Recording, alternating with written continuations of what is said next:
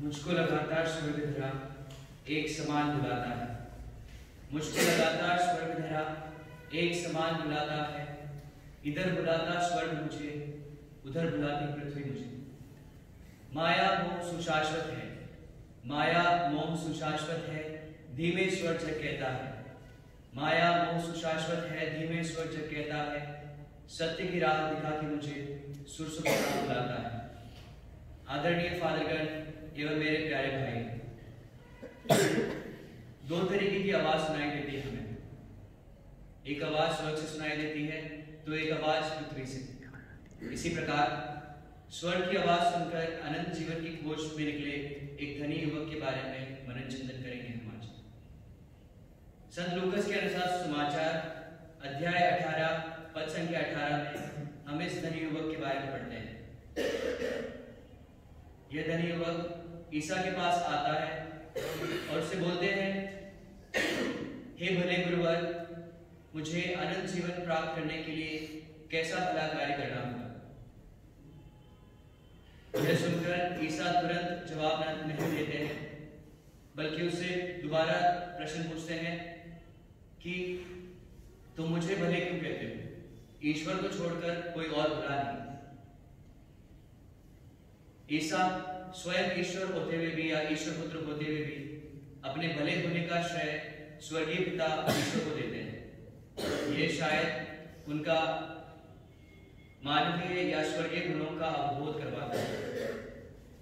इसके तुरंत बाद ईसा उसे आज्ञाओं के बारे में पूछते हैं, तो वो झट से कह देता है कि मैं इन आज्ञाओं का बचपन से ही पालन करता आया। अगर ईसा हमसे पूछे आज कि क्या हम आज्ञाओं का पालन करते हैं, तो हम भी शायद हमें से कहीं बोले कि हम भी आज्ञाओं का पालन करते हैं।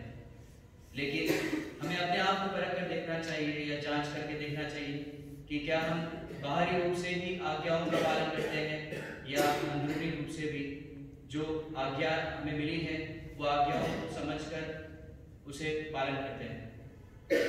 अब मैं आप लोगों को आज्ञाओं के पालन के ऊपर एक छोटी कहानी के रूप में वर्णन देना चाहता हूं। एक बार एक बुजुर्ग पिता अपने 3 नालायक पुत्रों से कहते हैं कि तुम तीनों ने मेरा और मेरे परिवार का नाम डुबाने में लगे हुए हो और मैं तुम्हें ये आज्ञा देता हूं या आदेश देता हूं कि तुम रोज एक दिन में एक भला करो। ऐसा सुनकर उनमें से एक बेटा बोलता है कि भला कार्य, कैसा भला कार्य करो?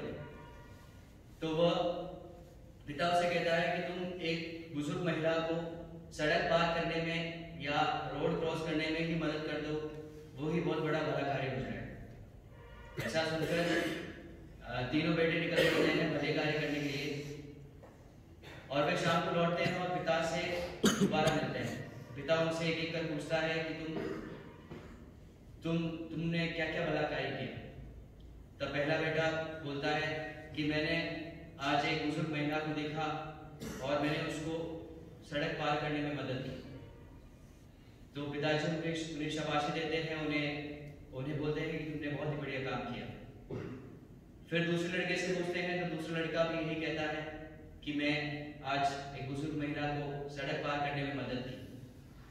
ऐसा सुनकर पिताजी फिर उसे भी शाबाशी देते हैं।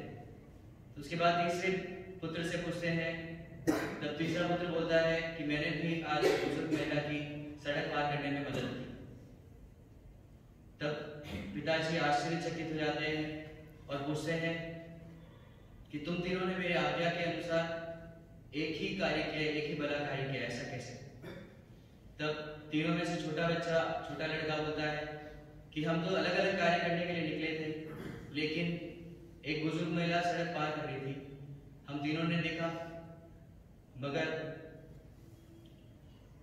हम तीनों ने एक अलग अलग कार्य करने के लिए निकले थे, लेकिन हम तीनों ने एक महिला को देखा और उस महिला को पकड़कर, वो सड़क पार करना ही नहीं चाहती थी, वो बहुत अड़ियल स्वभाव की थी, हमने उसको हाथ और पांव पकड़कर सड़क पार करवाया। शायद हम भी कभी कभार आज्ञाओं का पालन बाहरी रूप से दिखाने के लिए इसी प्रकार करते हैं। कहानी के अंत में धनी युवक को ईसा मसीह द्वारा अनंत जीवन का न्योता मिलता है या निमंत्रण मिलता है। वह न्योता सुनकर या निमंत्रण सुनकर वह धनी युवक उदास होकर या निराश होकर वापस लौट जाता है।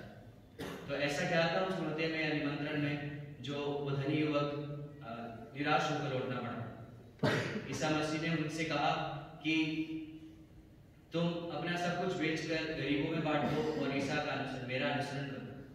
ऐसा सुनकर वह उदास हो जाता है और निराश हो जाता है। अगर वह सचमुच अनंत जीवन की खोज में निकला होता तो वह ईसा की बात सुनकर ईसा का अनुसरण करता और अनंत जीवन की खोज में जुड़ा रहता। जिस प्रकार ज़क्केयुस ने ईसा से कहा था कि मैं अपनी आधी संपत्ति गरीबों में बांट दूंगा और जिस किसी को भी धोखा दिया है मैं उसका 4 गुना लौटा दूंगा। तभी ईसा ने ज़क्केयुस से कहा था कि मैं आज इस घर में मुक्ति का प्रवेश हुआ है। जिस प्रकार मत्ती को बुलाया गया था और उन्होंने भी सब कुछ त्याग कर ईसा का अनुसरण किया था। संत लूकास के अनुसार समाचार अध्याय 16 या 13 में लिखा है कि धन और ईश्वर दोनों की सेवा एक समान नहीं कर सकते। शायद धनी युवक धन और ईश्वर दोनों को एक समान प्राप्त करना चाहता हो। इस वजह से शायद उसे उदास होकर या निराश होकर लौटना पड़ा। प्यारे भाइयों, हम सभी पुरोहिताई अभिषेक इस अपने लिए अनंत जीवन की खोज में निकले उस धनी युवक के समान हैं। हम सब भले ही हम सब में धन संपत्ति के अभाव हो, हम सबों में कई और तरीके की मूल्यवान चीजें और रत्ने भरे हुए हैं। जैसे कि हम सबों के जीवन में बहुत सी खूबियां हैं, बहुत से काबिलियत हैं। हम उन सब काबिलियतों और हुनरों को दूसरों में बांटना चाहिए। हमें जो है वो दूसरों को देना चाहिए। ऐसा ईसा मसीह कहते हैं। ईसा कहते हैं इनमें से तुमने किसी की भी मदद की वह तुमने मेरे लिए भी किया है। हम अपने आप को परख कर देखें कि क्या अपने अहम रूपी अहंकार को बढ़ाकर पृथ्वी का अनुसरण करते हैं या अपने अहम को गिराकर क्रूस का अनुसरण करते हैं। संत लूकास के अनुसार समाचार अध्याय 17 पर संख्या 33 में पढ़ते हैं, जो अपना जीवन सुरक्षित रखता है वो उसे खोदेगा और जो उसे खोदेगा वो उसे सुरक्षित रखेगा। पिता पुत्र और पवित्र आत्मा के नाम।